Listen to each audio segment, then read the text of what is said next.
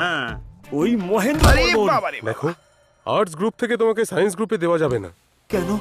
Problem কি? আমার কথা তুমি মন দিয়ে শোনো। স্যার, মনের ব্যাপারে আমার সাথে কথা বলবেন না। এমনিতেও 3 বছর ধরে মন দিয়ে আমি পড়াশোনা করে এখানে এসেছি। সেটা আমার সব থেকে বড় ভুল হয়েছিল। এখন শোনো, সায়েন্স থেকে আর্টসে যাওয়া যায়, কিন্তু আর্টস থেকে সায়েন্সে যাওয়া যায় না। এটা কিরকম ন্যায় স্যার? চাকরের ছেলে তো চাকরই হবে, মিস্ত্রির ছেলে তো মিস্ত্রিই হবে। এটা কিরকম ভেদাভেদ স্যার? আরে- এই কারণেই আমাদের দেশ এগোতে পারছে না, খালি পেছোচ্ছে। কি কার পেছনে যাচ্ছে? প্রত্যেক জায়গায় আপনারা জাতপাতের ভেদাভেদ দেখাচ্ছেন, এটা এই! ভুল।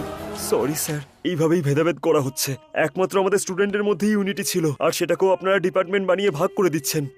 সেই কারণেই স্যার ভারতে পেট্রোলের দাম বেড়েই চলেছে। পেট্রোলের দামের জন্য স্টুডেন্টের মধ্যে গ্রুপিজম না থাকা উচিত, এটাই বলে কলেজে এতগুলো গ্রুপ করেছেন। এটা কোথাকার ন্যায় স্যার? তাতে স্টুডেন্টরা দুঃখীই তো থাকবে।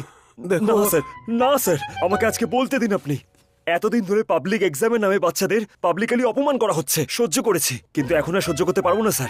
বোঝার চেষ্টা করুন স্যার। আমারও কিছু বলার আছে। এই কলেজের একটা নাম আছে, কিছু রেগুলেশনস আছে। 80% পেলে তবে অ্যাডমিশন পাওয়া যায়, কিন্তু তোমাকে 36% অ্যাডমিশন দেওয়া হয়েছে। তাও 3 বার অ্যাটেম্প্ট করার পরে তুমি পুরোপুরি রিজেক্ট হয়ে গেছিলে। কিন্তু তোমার বাবা খুব ভালো একজন মানুষ, সেই জন্য তোমায় অ্যাডমিশন দেওয়া হয়েছে। কিন্তু এখনো কিছুই শেষ হয়ে যায়নি। সরি পীতাম্বর স্যার, এটা খুবই মুশকিল। শুধুমাত্র এইটুকু বললেই কাজ হয়ে যাবে। তারপর তো তোমার মজা, তুমি যে কোনো কলেজে জয়েন করতে পারো, যে কোনো ডিপার্টমেন্টে গিয়ে বসে পড়তে পারো। আপনি এরকম কেন বলছেন স্যার? আপনি এই কথাগুলো এত ডিটেলে বললেন, এখানে ক্লাসগুলো তো সেরকমই ভালো হবে। এটুকুই আমার জন্য যথেষ্ট স্যার। আপনি বসুন স্যার। স্যার, নিচে না, চেয়ারে বসুন। বাবা, উঠে পড়ুন চেয়ারটা স্যার, পড়ে উঠে গেছিল।